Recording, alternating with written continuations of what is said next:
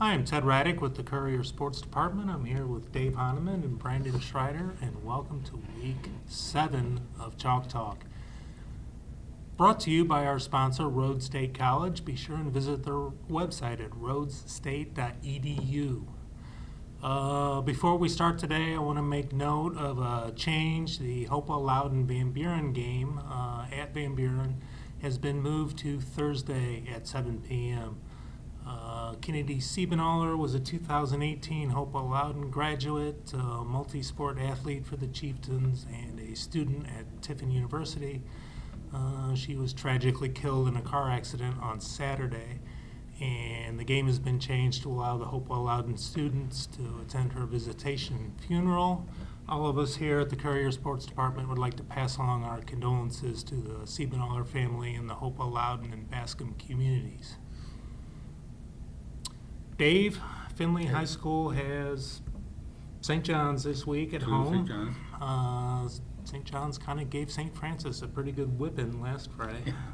And they gave Toledo Whitmer a real tough test the week before that. They only lost by, I think, a field goal, 3 or 4 points. St. John's has the best passing attack in the league. They're very, very young. Their quarterback is a sophomore, Brady Lichtenberger, I believe. He's only a sophomore, but he's got the most passing yards in the conference. They have 3 of the top 10 receivers in the league, and they're also all underclassmen. One receiver, Demetrius Mitsopoulos, Greek, I imagine. He's got like 10 touchdown receptions already this year. They've got 2 6'3" kids that are outstanding receivers. I think they're just going to fling it, try to beat Finley deep down the field and use the talent that they have. Brandon, whenever I hear people talk about a good passing game, that just puts the onus on the pass rush for Finley's defense. You're right.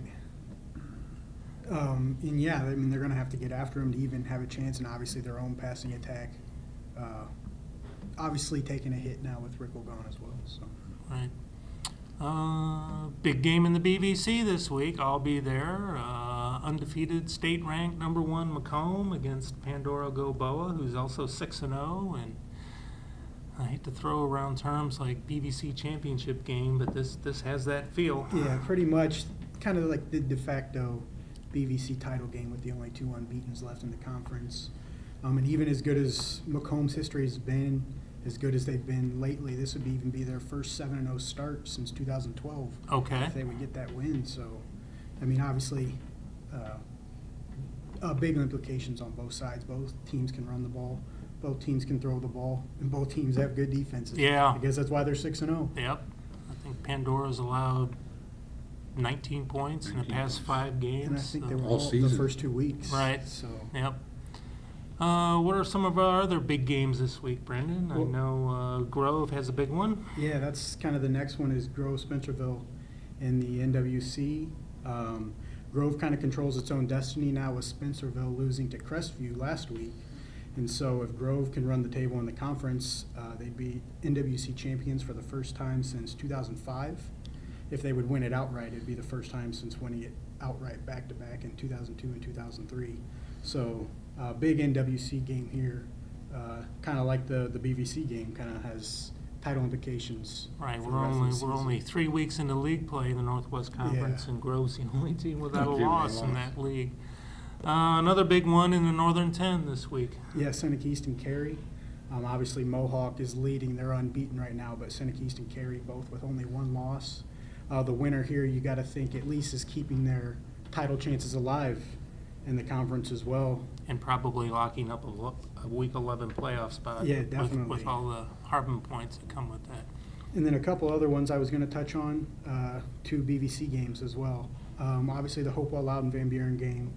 Obviously, Hopewell Loudon Morning having their own thing going on, but a win for the Chieftains would actually put them over 500 for the first time since 2015. Loss for Van Buren would mark the first time they finished under 500 since 2013. So a little bit of history stuff going on there that could play a part. And then another is Liberty Benton and Arlington. Arlington actually hasn't beaten Liberty Benton since 2001. And if Arlington were to win this game, it would actually be the first time Liberty Benton finishes 500 or worse since that 2001 season. So some big things happening in that game as well. That's a long time, Dave. Yeah, it makes me feel old, Yes, it does. Well, I hate to break this to you, but but you are old. All right, that'll wrap it up for us this week. Be sure and check our sponsor, Road State College, at roadstate.edu. Check the Courier website on Friday night and the paper on Saturday morning for all the action. We'll see you next week.